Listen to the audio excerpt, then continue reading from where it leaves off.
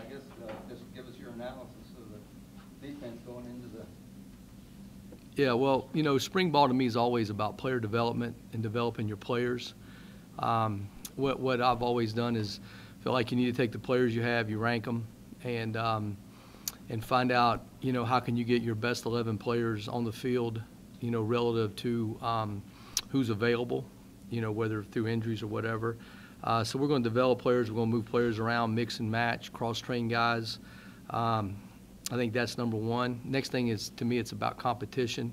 Is, you know, some guys have got to learn to compete because you got to learn to win a job before you can help us win a ball game. And we'll have a lot of competition during the spring to help define roles for guys. I think competition makes everyone better, so we'll definitely have that. And then I think at the end of the day, we want to come out of spring with an idea of how we can define a role for the players that we have that are here right now.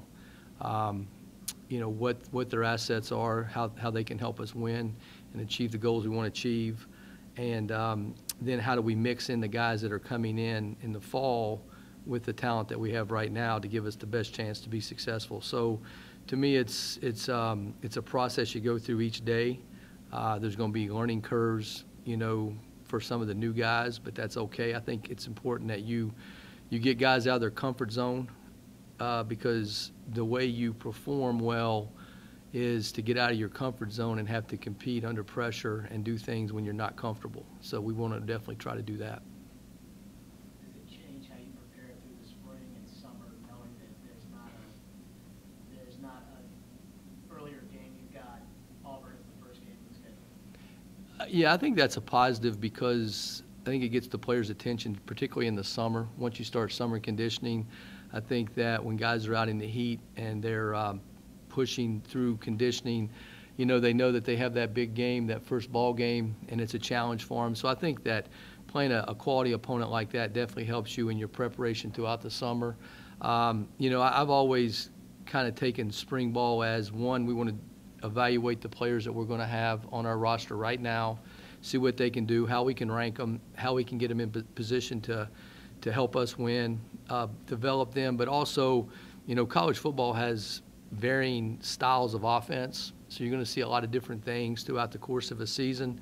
So I think you got to throw things that guys are going to see maybe not till week 7 or 8, and during spring practice as well as during August, so that they have some kind of background in what you're going to try to do from that standpoint. So we try to introduce them to the different styles of offense they're going to see throughout spring practice and in August, so that way there's a background come that game week to how we want to play a particular opponent. What do you see as the most competitive spots? You mentioned I think the secondary. I think when you look at our secondary, the fact that you know, we lost 4 guys back there.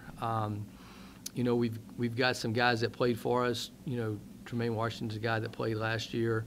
Chucky Williams was a backup for us. Then we got some guys, you know, Josh Harvey and Shaq, that weren't allowed to play last year, that sit out. Now they're eligible to play.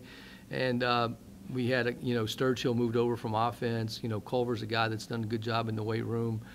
So Jair Alexander's a guy that came in mid-year.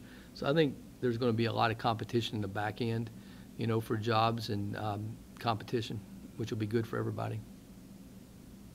You know, obviously Shaq and Josh are here kind of Georgia. Mm-hmm. What do those guys, you know they sat out for you, what can they bring to the secondary?